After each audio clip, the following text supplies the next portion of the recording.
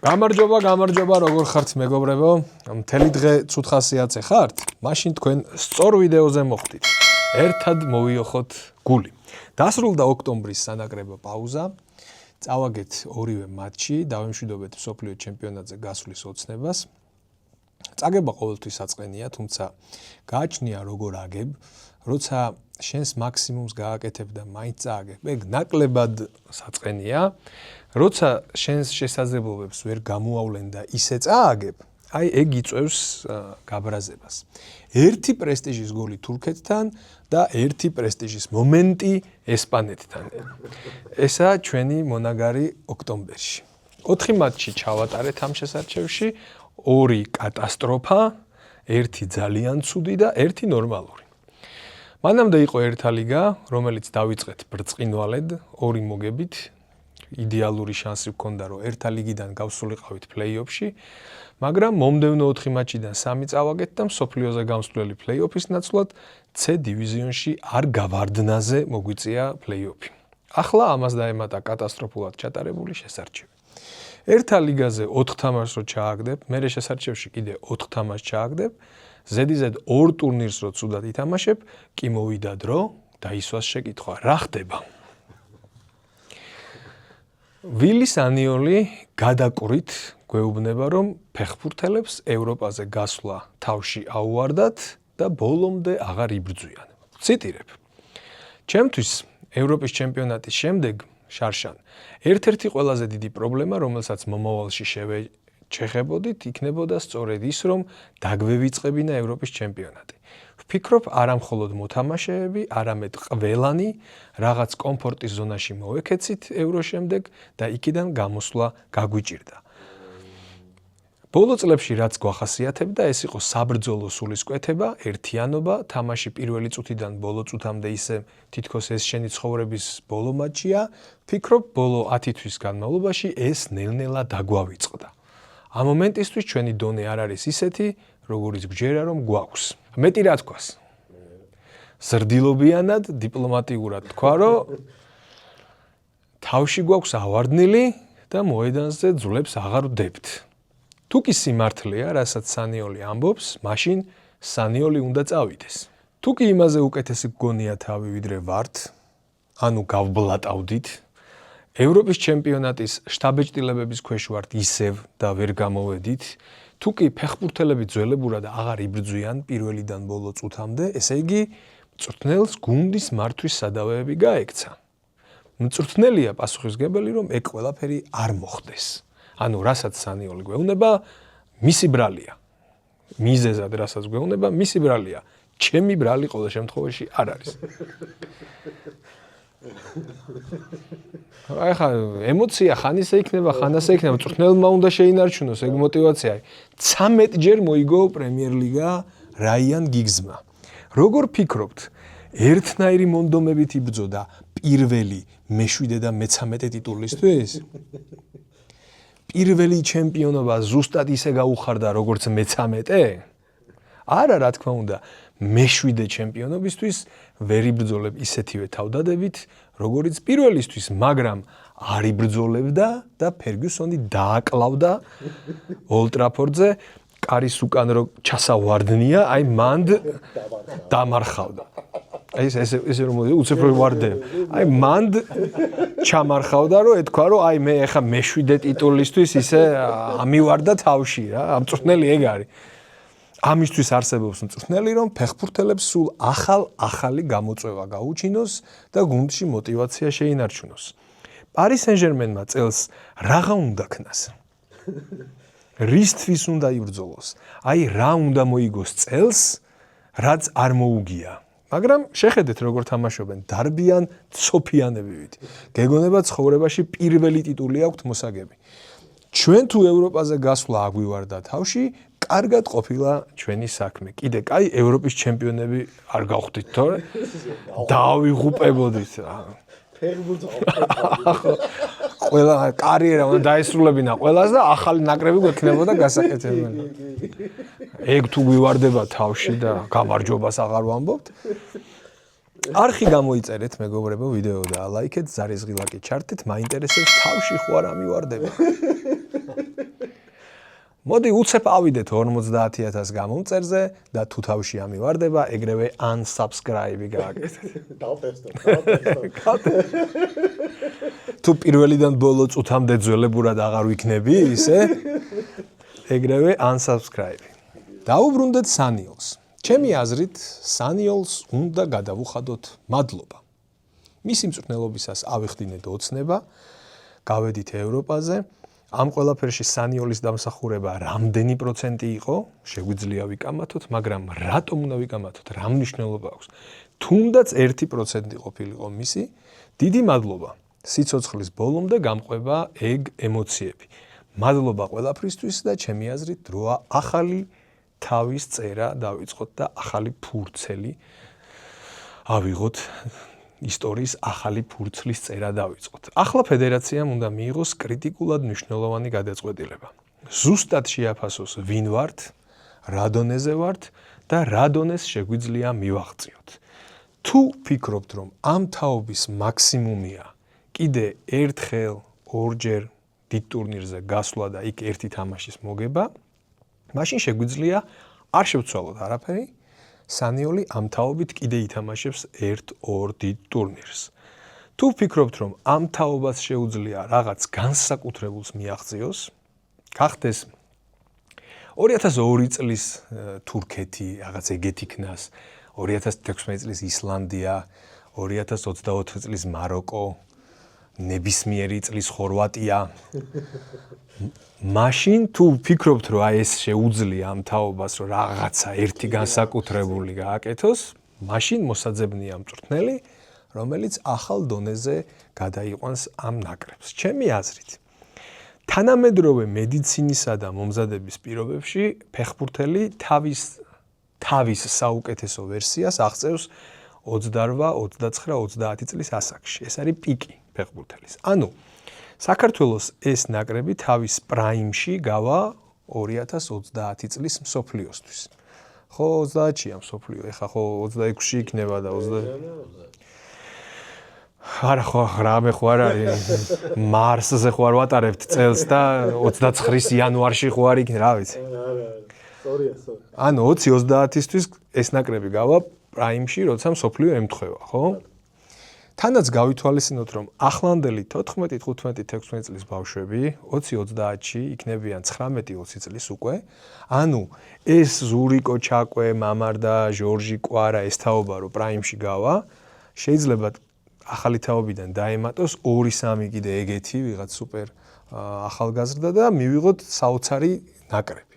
ამიტომ ახლა გადაწყვეტილება მისაღები, რომელიც მთელი თაობის ბედს გადაწყვეტს. კარგად დაფიქრებაა საჭირო, სერიოზული გადაწყვეტილებაა მისაღები. ჩემი აზრით, ეს თაობა იმსახურებს ტოპ მწვრთნელს. ანუ, უბრალოდ ტოპ მწვრთნელს ცოტა რთული იქნება ტოპ მწვრთნელი, მაგრამ აი მომავალში რო ტოპ მწვრთნელი გახდება, აი ეგეთის პოვნა შეგვიძლია. იურგენ კლოპი უარს გვეტყვის, მაგრამ მაინც უნდა დაურეკოთ. იცით რატო უნდა დაურეკოთ? საკუთარ თავთან უნდა ვიყოთ მართალი. ჩვენ საუკეთესო გვინდა ამ ნაკრებისთვის და რაც შეგვეძლო, ყველაფერი ვცადეთ. კლოპსაც კი შევთავაზეთ ნაკრების მწვრთნელობა. უარი გითხრა კი ბატონო, მაგრამ ჩვენ გვეცოდინება, რომ ყველაზე მაგარი გვინდოდა და ვცადეთ. ანუ პრინციპულად მნიშვნელოვანი არის, რომ საუკეთესოობაზე გავაკეთოთ აქცენტი და იქ რა გამოგვივა, ეხა მიზნად უნდა დავისახოთ სოფლიო ჩემპიონობა. და მერვედ ფინალი გამოვა თუ მეოთხედ ფინალი თუ რა, ეგ სხვა საკითხი არ არის. მიზანი უნდა იყოს ყველაფერში საუკეთესო გქონდეს მწვრთნელიც, მინდორიც, წამალიც, ბალახიც, ყველაფერი. საქართველოს ეს ეყოფა, არ მგონია, რა, სანიოლი საქართველოსთვის საკმარისია. რატო? აი რატო მავშვებით რა ვიზღუდავთ ჩვენს თავს, რომ აი გვეყოფა სანიოლი გვეყოფა. მე რატო არ ვეყოფი? რა მიდგომა არის, ეყოფა რა არის. ჩემი აზრით, ახალი მწვრთნელი აუცილებლად უნდა იყოს შემტევი ფეხბურთის მიმდევარი, ბურთის ფლობაზე ორიენტირებული, მაღალი პრესინგის მამა, ანუ საუთგეიტი გამოურიცხეთ. უშევარია და მაინც შეიძლება ვიღაცა მიფიქროს რომ საუთგეიტი ხო არა. თანამედროვე ფეხბურთი რაც არის, მაგარი მწვრთნელი გჭირდება ჩემი აზრით. სახელის და გვარის პონტში მაგარი მწვრთნელი არ უნდა ჩამოვიყვანოთ. მოურინიო არ უნდა ჩამოვიყვანოთ. მეტი რამ ექნას მოურინიო მოუყვანე ამ ნაკრებს. ამის სათქმელად ფედერაციამ ტოპ-მწვრთნელი არ უნდა ჩამოვიყვანოს, არა. შეიძლება საერთოდ არ იყოს ცნობილი სახელი და გვარი ამ წუთას. თავარია თანამედროვე დღევანდელი ფეხბურთი იცოდეს მაგრად და 21 საუკუნის ფეხბურთი გვათამაშოს. ეს არის თავარი ჩემი მოკრძალებული აზრით. ჩვენს რეალობას მოვერგოთ, შენ იმას რას ედრები, იმის რესურსი და შენი ერთია, ეს აზროვნება უნდა ჩავდოთ ყუთში და გადავაგდოთ დინარეში, ოღონდ ისეთ დინარეში, რომელიც სხვა ქვეყანაში წაიღებს ამას. ხო, ჩვენთან რო არ დარჩეს რა. ტყვარი მომწონს, იმიტომ რომ წაიღებს აზერბაიჯანს ჩაიტანს რა. ეს აზროვნება. ხო, ჩვენგან უნდა წავიდეს რა. ეს აზროვნება, რომ შენ ას უყურებ იმას რა. არა, ეგ აზროვნება გადავაგდოთ, რომ გვეყოფა სანიოლი, ის რას ედრები, იმას რას ესპანეთს რას უყურებ შენ. ესპანეთი იყო ბიჭო ლუზერობის სინონიმი. მე რო ფეხბურთი დავიწყე მაშინ, ყურება, მაშინ ხო იყო და იქ 64-ში რო რაღაცა მოიგეს, იმის მერე ნახევარი საუკუნე ყველა ესპანეთს ეღადავებოდა, რომ მაგათი ნაკრები არ გაიშვა და ტიპები დაახსნენ, მოიფიქრეს, გამოიგონეს რაღაცა, გავიგე რომ ესპანეთის რესურსი არ აგვაქვს, მაგრამ ჩვენ მიზნად დავისახოთ მაქსიმუმ ცოტათი არ შემოვიფარგლოთ და რა გამოვა ვნახოთ რა. მაგალითი, აზროვნების მაგალითი, მოდი ავიღოთ ფარერებისგან. ხუმრობის გარეშე, აზროვნების მაგალითი ავიღოთ ფარერებისგან. რომელმაც უარი თქვა პატარა ერებისთვის დამახასიათებელ ვიწროდ აზროვნებაზე და ერთი სტადიონი ქვეყანა მსოფლიოზე გასასვლელად იბრძვის. აი მაგათ უნდა თქვან, ეხა ვისედრები, რასედრები, ხო წესით რა, ერთი სტადიონი ქვეყანა არის. ოქტომბრის სანაკრებო მატჩებში ფარერებმა ჯერ მონტენეგრო გაანადგურეს 4-0, შემდეგ ჩეხეთს მოუგეს 2-1. რასაც ფარერები აკეთებს გინდ სანაკრებო, გინდ საკლუბო დონეზე, არ ვიცი, ეს არის საოცრება. 55,000-ია ფარერების მოსახლეობა. 55,000. საქართველოს ორი დიდი გვარი, რო ავიღოთ კაპანაძეები და ბერიძეები ჯამში. არიან დაახლოებით იმდენივე, რამდენიც ფარერების მოსახლეობა. და ტიპებს ჩვენზე გაცილებით მაღალი დონის ეროვნული ჩემპიონატი აქვს და სანაკრებო დონეზე სახ ჩვენი დონე არ არიან, მაგრამ ამწარებენ რა, ხან ვის ამწარებენ, ხან ვის ამწარებენ რა. აზიაში რო გადავიყვანოთ ფარერები, აზიის ფედერაციაში სოფლიოზე უეჭველი გავლენ. ევროპიდან უბრალოდ ძალიან რთული არის რა, თორე იქიდან გავლენ ჩვეულებრივ. და ეგრე აზროვნებენ რა, რომ არ უთქვა, არ ამბობენ რომ ჩვენი რესურსებით ეხა რა ჩეხეთს უნდა მოუგო. რასაც მაქსიმუმს დებენ რა. ჩვენ წუწუნებთ ხოლმე რომ პატარა ქვეყანა ვართ და 1.15 მილიონი რო ვიყოთ სპორტში გადაუვლიდით ყველას და ასეც არის მართლა სასწაული მიღწევები გვაქვს ჩვენი ზომის გათვალისწინებით და მართლა ნეტა მეტნი ვიყოთ. ადამიანურ რესურსში მართლა მაგრად გვიჭირს, მაგრამ ფარერები უფრო მეტი დავით ყავს ვიდრე მთელი ფარერების მოსახლეობა. 68,000 დავით ყავს. აქ არ შედიან ადამიანების სახელად დავითი. დავითი კიდე 26,000 ადამიანს ქვია. მარტო დავით უფრო მეტია ვიდრე ფარერების მოსახლეობა. მაგრამ არ ამბობენ რომ აი ჩვენი რესურსებით ეხარა. ეხა წარმოიდგინეთ სტატისტიკაში გიორგებიც რო მომეშველიებენ. ანუ გიორგიც არ ვახსენე რა, ხო ხდები? დავითიც არ ვახსენე, დავით მარტო. ფარერების მიღწევები ხო სასწაულია და ზოგადად ჩრდილოეთის ხალხები, ჩემი აზრით, არიან საოცრებანი. აგერ ისლანდიამ საფრანგეთთან 2-2 ითამაშა, 400,000-ია ისლანდიის მოსახლეობა.